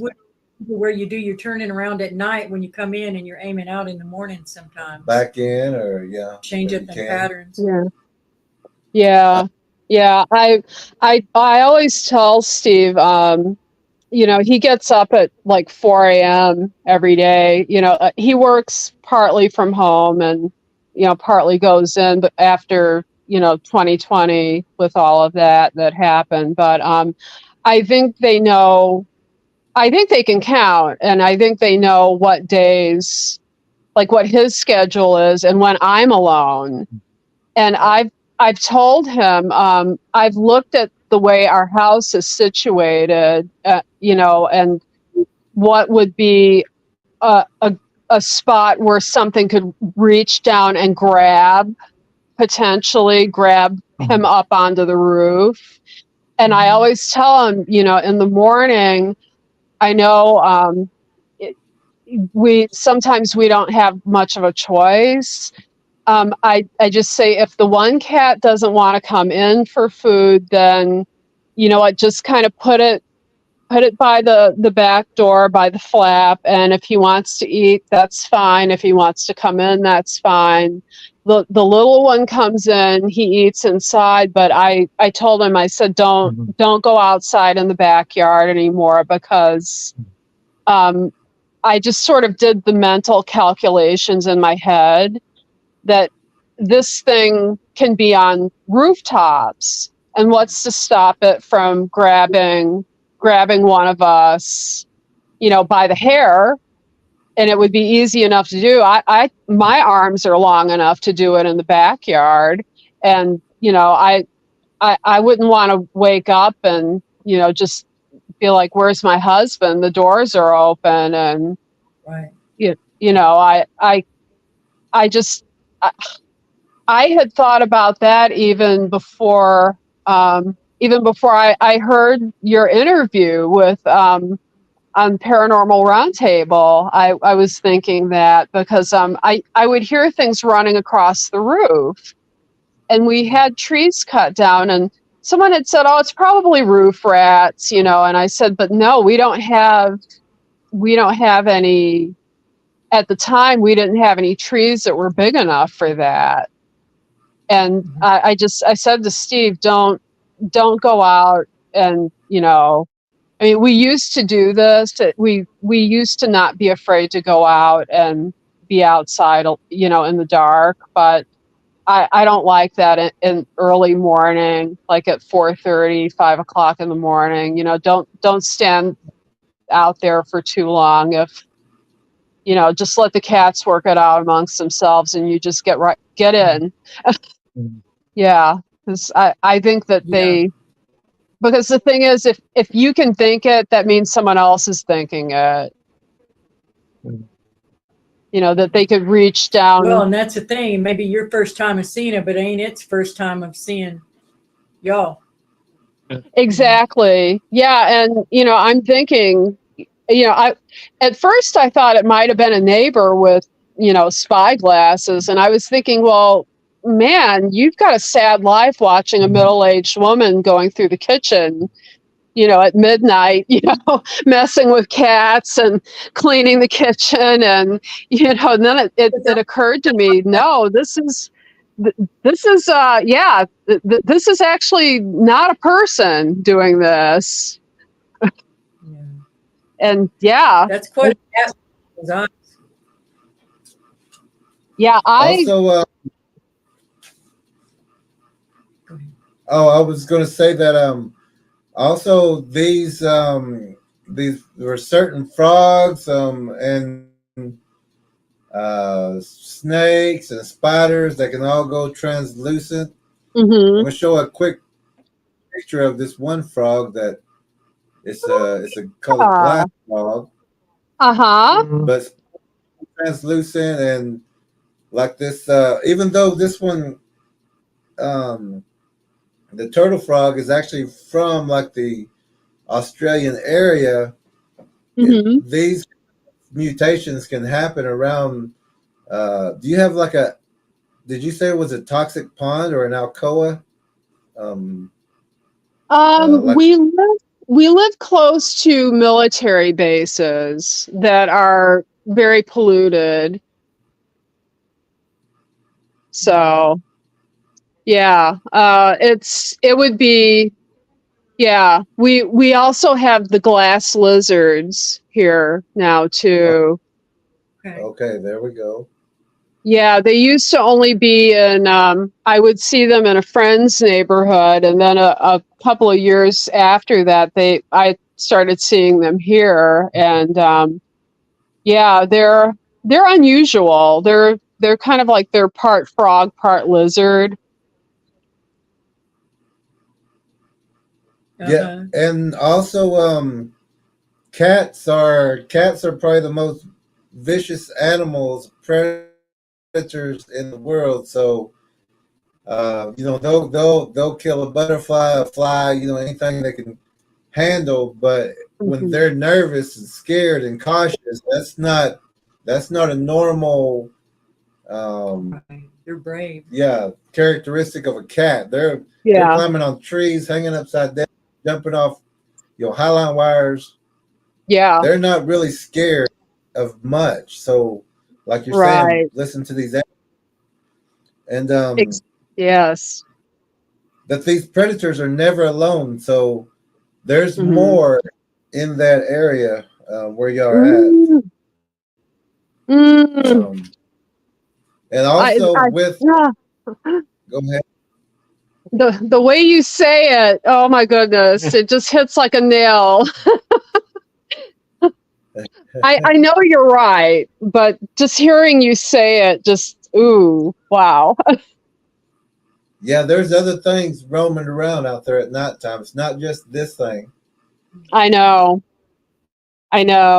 Yeah, even a long time. This was even maybe around 2017. I had coined the term behind our fence, the cryptid superhighway, because I had gotten Google Earth and I said, "Oh wow, there's the state forest, and there's like a training ground, like a camp, and if you just keep walking a straight line, you would come like to the back of our fence and out onto another road in another neighborhood.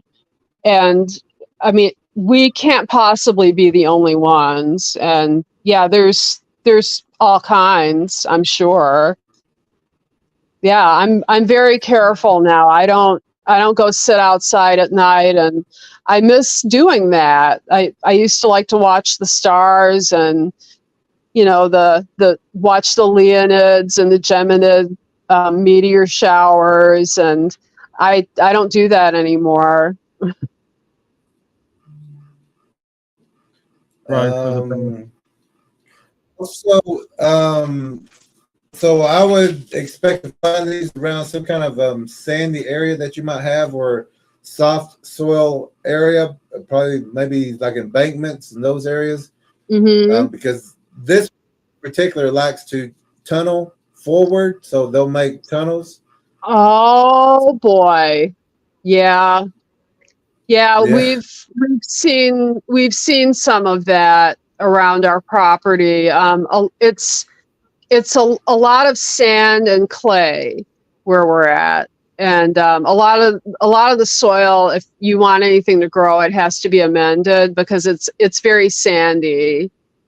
And I have seen I've seen like where things are trying to dig and go under the concrete. Yeah, I've seen that. Some of these animals are brought in to be mixed with, like I think in Texas they brought in hyenas to mix with walking wolves. So some of these things have been brought in the area, or of course that toxic dumps and things like that will produce something like that. So like you said, the tongue could have been a weapon. Also, that it may have a sharp beak and sharp small claws. Let's see. And like you're saying, it's just like a spare part predator. Let's see. Spare part squatch. Spare part squatch. And like your neighbors, they know what's going on, but they can't explain anything. So they would probably say demonic entities, or just things that are moving in their house, or accidents and things like that can happen with people who party. These Bigfoots can cause accidents while people are intoxicated, or they can trip them with their translucency, or there's many ways that they can take advantage of people like that. And we know the demons run with them too. Yeah. Absolutely. That, like you're saying, we are in this spiritual war, so we have to see everything for what it is. Like how we're seeing here, and we're glad that you was able to tell us what it was, because a lot of people may not trust people or think that people will scoff at them or something, but we want to thank y'all. You telling us, for the trust there. Well, we appreciate you taking the time to have us as your guests and talk about it with you. It makes us feel better to get it off our chest, because I tried to tell a close family friend of mine, and she's 97, and she said, she said, baby, stop, I can't handle this, like I can't hear this, like, you know, I love you, but don't tell me this. And you know, it seems like, you know, the people that I can tell have a weak heart. They're too scared of it. Yeah. So we just kind of we never spoke of it, just between us, you know. The Bible actually talks about men's hearts will fail them for fear of things that are coming upon the earth. Yeah. Those Yeah, are the people that are not prepared. that's true. That's true. That's why I'm anxious to get our friend to read the book, as so he doesn't go out squatching. He in his camper. He thinks it's funny, and his wife is she's not into that. She did it once, and you know, she said, no, I go stay in a hotel now. I'm not doing that. And I told her, I said, I don't blame you. This was you know, back in maybe 2015, 2016. And I said, I don't blame you. I wouldn't be wanting to hang out there. And she said, you know, the whole time, even when I sat up in the front of the truck, I felt like someone was watching me. And I said, yeah, someone was watching you. A lot of someone's. Yeah. Mm-hmm. It's a good thing they didn't tap on the window. Yeah, because people who aren't open to the possibility of the predator Bigfoots, that they're just endangering their family for, you know, the mocking or scoffing at the people who are bringing this information forward. Yes. And we also, like, why wouldn't there be an encounter? Why wouldn't there be an encounter with a demon? Why wouldn't there be an encounter with one of these predator Bigfoots when people, there's so many open doors, there's so many people who are not cautious, who are going around hiking and drinking, and why wouldn't they have an encounter whenever they pretty much look like food that doesn't care really about themselves? You know, they're Wrapping up like a burrito and laying there. Yeah. Grubhub sure does deliver a long way out into the country, doesn't it? And that's when we prepare people. We want them to prepare for a 40-foot vicious, snarling, long-clawed, you know, the most powerful looking vicious thing that we can think of. So that now this is not a small encounter. This was an encounter with a predator, but still knowing something about these things before an encounter has two different outcomes. We know of another person who was teaching about these things, but they weren't saying Bigfoot. They weren't saying it turns translucent. They weren't saying that this is what is mimicking or that this will hunt you. And we know of another person who had to go through that, and was just so terrified that he had to go through a lot of other training to fathom what he encountered. But also there was another group that was being taught that this is a Bigfoot. This is what it does. This is what it smells like. This is, you know, and that was a whole different outcome when they had an encounter, just like your encounter. If you hadn't known things prior, those things, and then trying to tell your spouse, you know, something like that, it could have been a whole different outcome for both. Exactly. You're right. And I think there are more people than not that have that situation that you described. They can't even tell their husband or their wife or their kids without being ridiculed. Yeah. And that's very sad. Yeah. That's it sure is.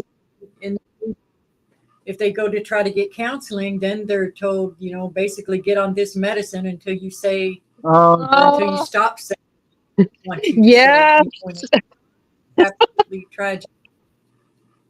Yeah, everything they want. Yes, they want to put you on medicine, and you know, or you're under stress, or yeah. I learned a long time ago not to tell doctors anything about stuff like that. And it Not feeds into not. religion. Mhm. That's part of their attack is demons work this way, predators work this way. They want to isolate the individual. So they're very, very good at Yes. showing themselves only when the person's by themselves. And that's just part of the MO to do that. Exactly. Question their own mind, and then they might bicker back and forth because why don't you believe me? Oh, you're just tired, you're just pregnant, you're just this, you're just that. Yeah. Division is the devil's prayer. yeah. Yeah.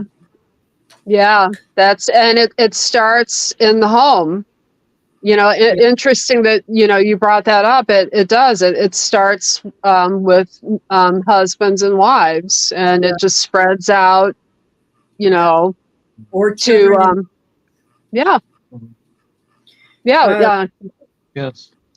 Also, that love is a deterrent. So if husband is out there, and not in the, you know, early morning, unless you have a lot of lights, you know, just kind of let this creature know, or the other creatures know that there's somebody out there when he goes outside, at least by the door, you know, next to the light, ready to honk the horn, ready to honk the horn or something. But they will see this, and they will part of the deterrent. They'll go look for someone who's not being watched. Right, yeah. And also that's a good idea. So love is shown to the pets. So when you're outside, always be around those pets. Even if children are visiting, or if you have some, if they're outside, you're outside. Someone is always watching that tree line, and these predators pay attention to that, and they're going to go find an easier prey, someone who don't know. Yeah, I wonder if what they were doing is their version of you know, like with computers penetration testing to see what would happen. Yep. You know, it's kind of like, well, let's see what happens if we do this. What are they, you know, what's that woman going to do? Yeah, exactly. Yeah, so they're pretty bright, you know, they're very sly. And yeah, we always it's yeah, it blows my mind. I'm so grateful to you for getting the word out and teaching people to protect themselves and their loved ones, and for listening to our story. Thank you. Yes, We're thank you. thankful for. Well, let us run through the comments and see if anyone, y'all, the viewers, please get your questions in. All caps at the bottom. Now's the time to do it. If you have any questions, we'll run back through these and see if there's anything, and then we will let you say your closing words, and then we will let you go. Oh, okay. Okay. Sounds good. Unless there's anything else you want to share, any other stories that you want. Oh gosh. Maybe if we travel out that way, we could all have a little party and tell stories. We could sit around a campfire and tell stories. Well, don't know that part, but we'll see. Yeah. We'll find someplace safe to do it. We'll sit around in the inside, outside, inside. Time's coming up that we. Let's see. We're gonna go through the comments real quick. Catch up here. We read it all down. Graybeard, Wedge, Joyce, Oklahoma Adventures, Katie. I think that's where we were. Yeah. Tomahawk is laser sharp. Oh, right. Okay. Hey, Yes, hello Good to everyone. see you, Jody, and Truth Walker's here. All right. DJ Tyler Radio's back. DJ, all right. Cubinator says, I can't stay medical issues for my mother. I will have to catch the replay. My apologies. We're going to say a prayer just real quick. Yes, absolutely. We pray for Cube's mother. We pray that you keep him calm also, and that we know that the situation didn't catch you by surprise. And so we trust that you'll have her in the proper hands with the proper treatment, Lord, and we thank you for it. In Jesus' name, amen. Pamela Smith. Amen. Oh, Shade.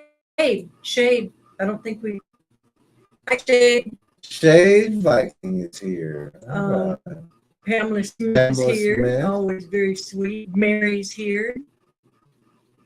Yeah.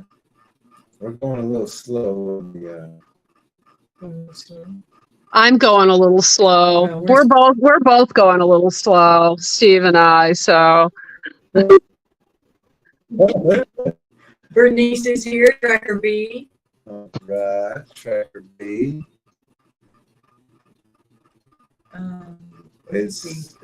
We just want to make sure that we greet everyone that came in tonight.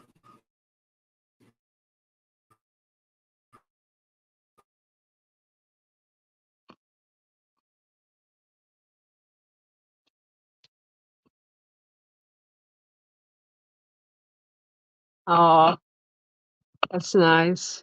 Oh, uh-oh. Where'd you go?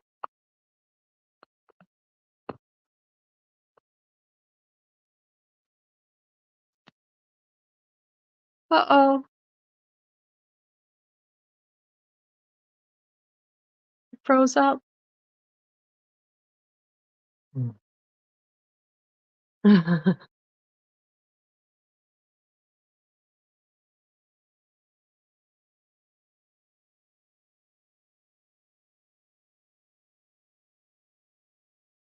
You think there's an issue on our end or their end? I'm sure. Hey, you're back. Graybeard says, thanks for coming and telling us your report. Absolutely. Oh, you're very welcome. welcome. Yes. And you finally know the story behind my name. Franken Squatch. That's a good one. Yes. JR says, yeah. JR wants to know, did it flex its wings while standing before you? Did its wings appear to be strong enough to support flapping flight of such a massive body? That's what I wondered, if those wings were big enough. When it came to the ground, reached the ground, the wings were stretched out, but they weren't flapping. But from what I could tell, the size of the wings would have been large enough to for it to fly. Mm-hmm. Okay. Would they? So, do you think they would be need to be bigger in the sketch? I think what you have in the sketch is fine. Yeah. Okay. I know a little bit of anatomy. With the wings, usually it's the back and the pectoral muscles that provide a lot of the momentum.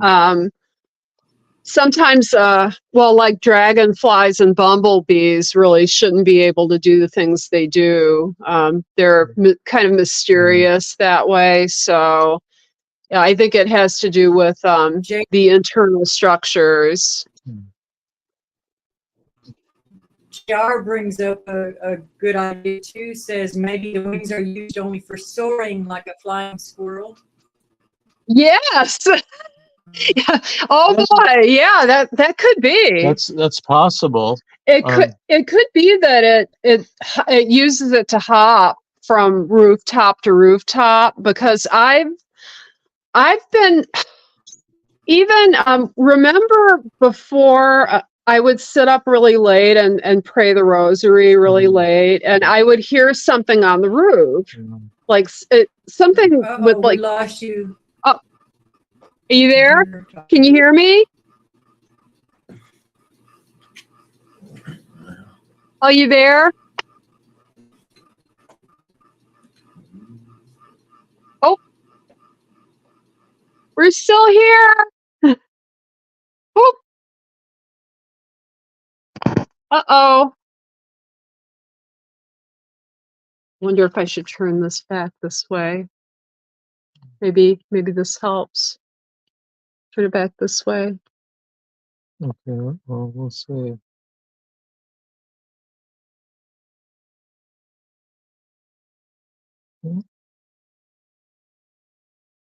So we have a, No worries, they will come back. maybe it is for gliding. The Yeah. wings were large. Mm-hmm. I almost wonder now if that's not the thing that jumps on the roof. Remember, like every now and then I'll say, I heard, did you hear that? Mhm. Like, I would think that it would sound heavier, but you never know. If it's gliding, then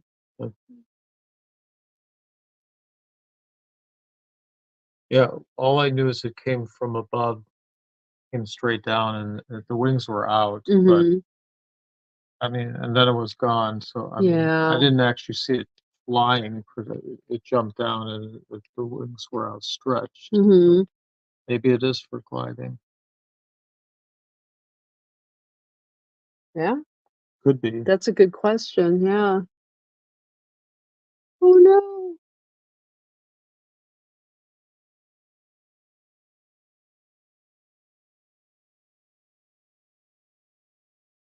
I'm afraid to touch anything. I might do something.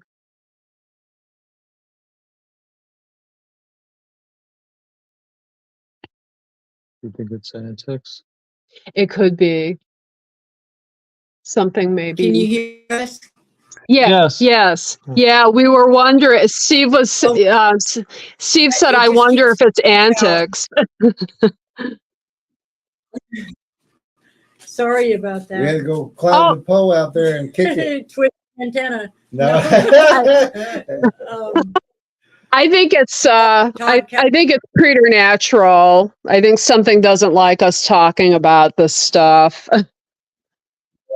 that really does happen a lot. Todd Yeah. says he's sending out a book tomorrow. And he says, I love you all. Thank you very much, Todd. That's awesome. We Yes. sure appreciate you. Wardy says, Todd, you won't be starting the book as life-saving information. You were a chief. And CT's also in the room. CT. And I think everybody's greeted. So if you guys have any final words before we get booted out again.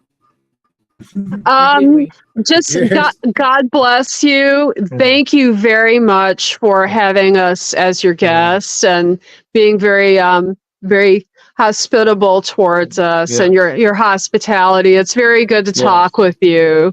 Agreed, and thank you so much for what you do. God bless all of you. Yes, everyone.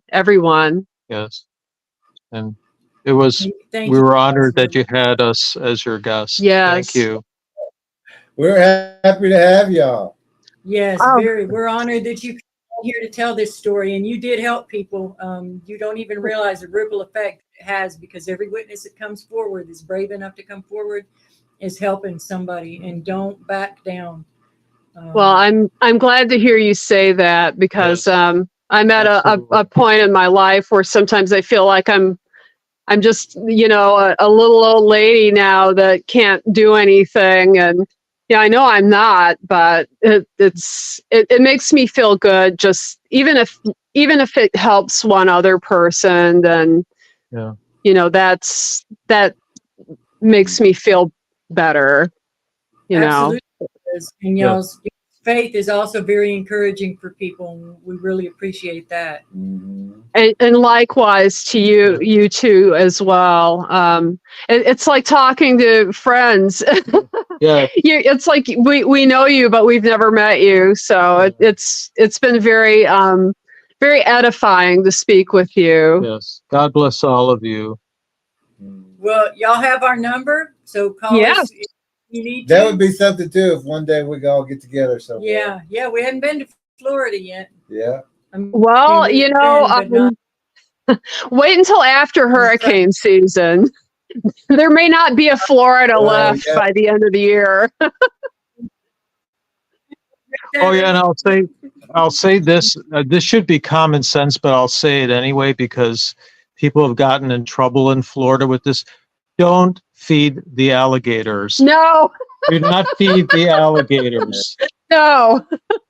So often on the news, someone gets bitten by them and hurt or Or even die because sometimes alligators get blamed for what the hybrids do too, though. Yeah, I've heard of that too. You know, somebody will say, "No, you saw an alligator." You know, and it's kind of like they blame the bears, they blame the alligators too. Exactly right. Or dogs or hogs. Those 4 things. Yes. And, we have a very good picture of an alligator-faced hybrid. So Really? people Sobe, S-O-B-E from history. The Egyptian. And Bob's in the room too. Hey, Bob. Hey, Bob. So we'll go ahead and say our closing prayer then, and thank you guys very much. And we'll talk again soon. Yeah. Yes, And yes, thank it you was for all our your pleasure. interest. Thank it you. was wonderful. Thank you so much. Thank you. God bless. Yes, God bless. Thank you. And your review on our book too was very much appreciated. It was my Father, pleasure. Good. Thank you for this wonderful couple, Lord, that is just so full of faith and just the way they're handling it. We know that this isn't the end of it for them. We know that you got them prepared and ready for battle, and that they will face whatever you need them to face, Lord, because you're going to be there with them. We thank you that you brought them into our life, and we thank you that you brought us into theirs. And just, Lord, let this go out to those with eyes to see and the ears to hear. So that other people can be prepared too and don't have to learn the hard, painful, unexpected way, Lord. That's, we want people to appreciate your beautiful creation, but also understand that there are predators here, just like you warned us of, in spiritual world and in physical world, and in every combination and mutation in between. Lord, help people to understand this and grasp this. Whether they like it or not, because a refusal to believe it has nothing to do with whether it exists.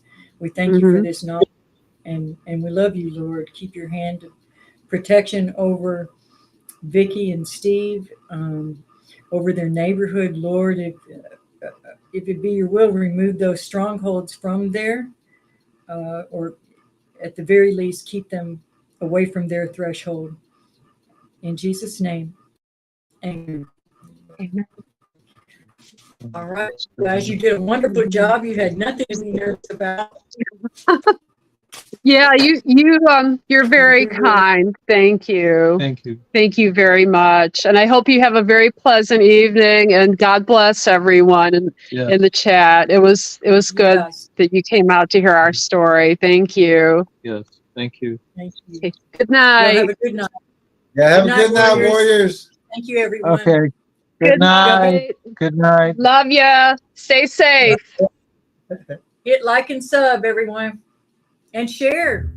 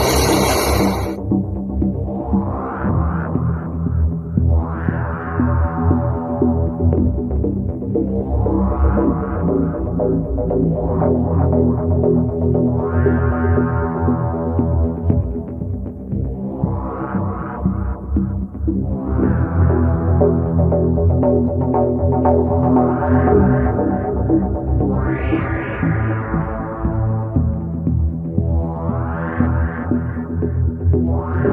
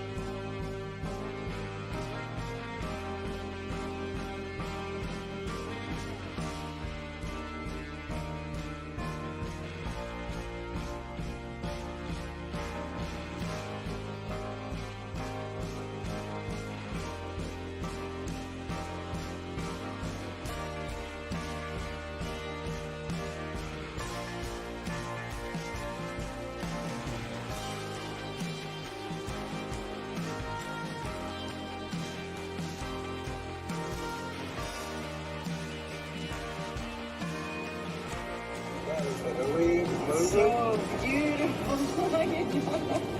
Are we moving? So weird.